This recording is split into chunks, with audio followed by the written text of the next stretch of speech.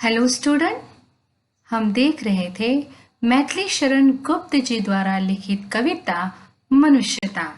और आज हम पढ़ेंगे इस कविता का भाग दूसरा। शुद्धार्थ रंति देव ने दिया करस्त थाल भी, तथा दधीची ने दिया परार्थ अस्ति जाल भी। उसी नर क्षितिज ने स्वमास दान भी किया, सहर्ष वीर कर्ण ने शरीर चर्म भी दिया। अनित्य देह के लिए अनादि जीव क्या डरे, वही मनुष्य है कि जो मनुष्य के लिए मरे। नए शब्द इस प्रकार है। शुद्धार्थ अर्थात भूख से व्याकुल। रंतिदेव एक परम दानी राजा। करस्थ अर्थात हाथ का। थाल थाली। दधीची एक ऋषि। परार्थ अर्थात दूसरों के हित में। अस्थि जाल अर्थात हड्डियों का ढांचा या समूह। उशीनर अर्थात गांधार देश का राजा। क्षितिज एक राजा का नाम है। स्वमास अर्थात खुद का मास। सहर्ष खुशी से।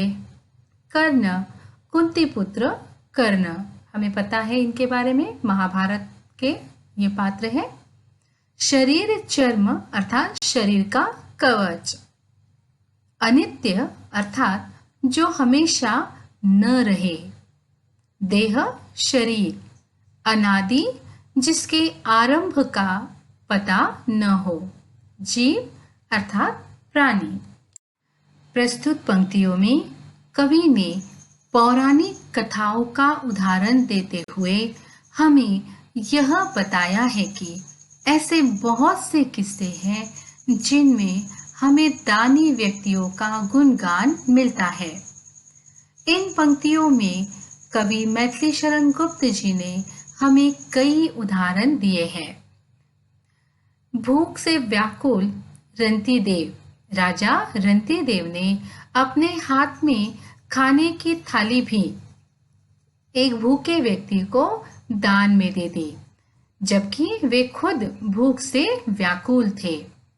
वहीं दधीची नाम के ऋषि ने असुरों से रक्षा के लिए देवताओं को अपनी हड्डियां दान कर दी। जब देवता लोग उनके पास ये उनके अस्थियों का समूह जाल मांगने आए थे, तो लोकहित के लिए महर्षि दधीची ने स्वयं को अग्नि में जलाकर अपने हड्डियों का ढांचा देवताओं को दिया। महर्षि दधीची की हड्डियों से ही देवताओं ने वज्र अर्थात एक प्रकार का दैवीय अस्त्र, जिसका उपयोग देवराज इंद्र करते हैं, इसी वज्र से उन्होंने असुरों का संहार किया। परंतु इस वज्र के लिए महर्षि दधीची को अपने प्राण गंवाने पड़े, परंतु इसके लिए भी वे सहर्ष तैयार हुए। एक और उदाहरण आता है एक गांधार देश के राजा उशीनर का। राजा क्षितिज,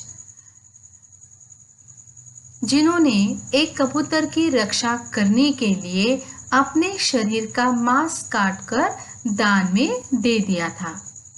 कि एक शिकारी जब कबूतर का शिकार करने आ रहा था, तो वो कबूतर उड़कर राजा के पास पहुंचता है और कबूतर के प्राणों की रक्षा करने के लिए राजा ने कबूतर के वजन के हिसाब से अपने शरीर का मांस निकालकर उस शिकारी को दान में दे दिया, और इस प्रकार उन्होंने कबूतर की रक्षा की।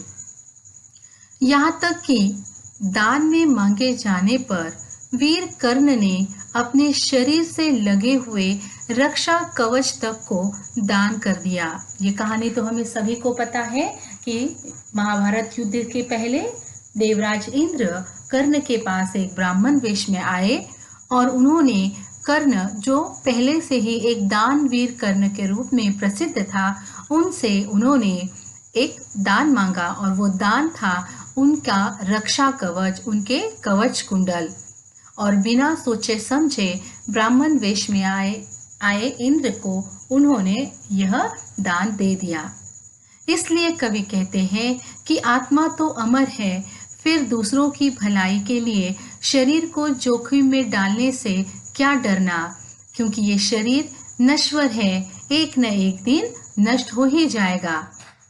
इसलिए अपने जीवन का उपयोग दूसरे मनुष्य के अच्छे के लिए करने पर ही तो हम मनुष्य कहलाने के लायक हैं। सहानुभूति चाहिए महाविभूति है यही, वशीकृता सदैव है बनी हुई स्वयं मही। विरुद्ध भाव बुद्ध का दया प्रवाह में बहा, विनीत लोक वर्ग क्या न सामने झुका रहा। आहा वही उदार है परोपकार जो करे, वही मनुष्य है कि जो मनुष्य के लिए मरे। नए शब्द इस प्रकार है। सहानुभूति अर्थात दूसरों के प्रति दया भाव या करुणा का भाव। महाविभूति अर्थात महान पूंजी। वशीकृता अर्थात वश में की हुई। सदैव अर्थात हमेशा। स्वयं अर्थात खुद। मही अर्थात पृथ्वी। विरुद्धवाद अर्थात विरोध करने की प्रवृत्ति। बुद्ध अर्थात गौतम बुद्ध। विनीत विनम्र। लोक वर्ग अर्थात जन समूह। प्रस्तुत पंक्तियों में कवि ने सहानुभूति, करुणा, परोपकार की भावना को मानव का सबसे बड़ा धन, सबसे बड़ी पूंजी बताया है। जिस व्यक्ति में परोपकार करने की भावना होती है वही धनवान कहलाने के योग्य है, और ऐसे धनवान व्यक्ति तो स्वयं ईश्वर को भी अपने वश में कर सकते हैं।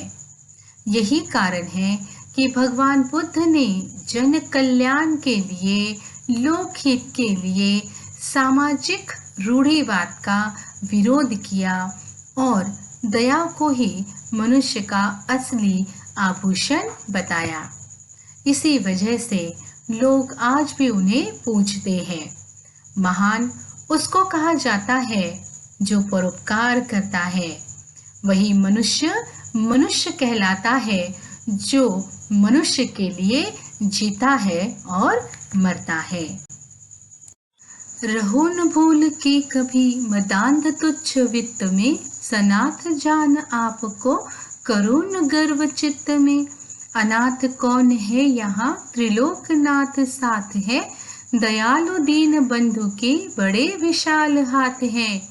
अतीव भाग्यहीन है अधीर भाव जो करे, वही मनुष्य है कि जो मनुष्य के लिए मरे। नए शब्द इस प्रकार है। मदांध अर्थात घमंड में, गर्व में अंधा। तुच्छ अर्थात मामूली। वित्त अर्थात धन संपत्ति। सनात अर्थात जिसके पास अपनों का साथ हो या ईश्वर का जिसमें साथ हो। गर्व अर्थात अभिमान। चित्त अर्थात मन। अनाथ अर्थात अपनों के बिना रहने वाला या जिसका कोई नहीं। त्रिलोकनाथ तीनों लोकों के नाथ अर्थात ईश्वर।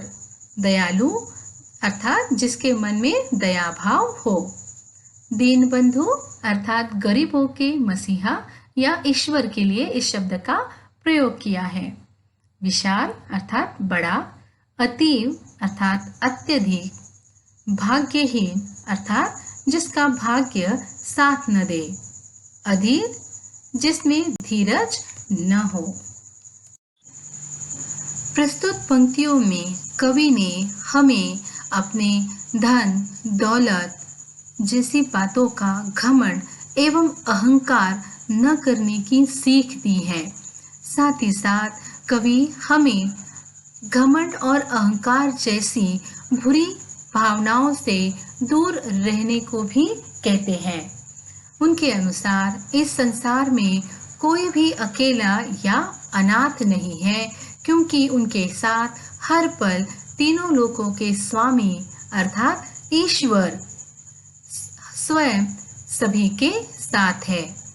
कवि हमें कहते हैं कि कभी भी अपने धन दौलत यश कीर्ति का घमंड कर हमें दूसरों की उपेक्षा, तिरस्कार नहीं करना चाहिए और ना ही उन्हें उपेक्षा की नज़र से देखना चाहिए, क्योंकि ईश्वर के नज़र में हम सब एक समान हैं। कवि उन व्यक्तियों को अत्यंत भाग्यहीन मानते हैं जो यह नहीं जानते कि वह इस दुनिया में अकेले नहीं हैं। उनका ईश्वर उनके साथ हर पल है, परंतु इस बात से अनजान वे संसार की चिंता में व्याकुल रहते हैं। उन्हें कवि ने भाग्यहीन कहा है क्योंकि वे अपने ईश्वर पर भरोसा नहीं कर रहे हैं। पठित कविता पर आधारित प्रश्न चर्चा। प्रश्न पहला, कवि ने किन किन उदार व्यक्तियों के उदाहरण दिए हैं और इससे हमें क्या संदेश दिया है। प्रश्न 2, कवि ने किसे महाविभूति कहा है और क्यों। प्रश्न 3, महात्मा बुद्ध के प्रति लोगों में सम्मान बढ़ने का क्या कारण था। प्रश्न 4, कवि ने किस बात का गर्व न करने की बात की है और क्यों।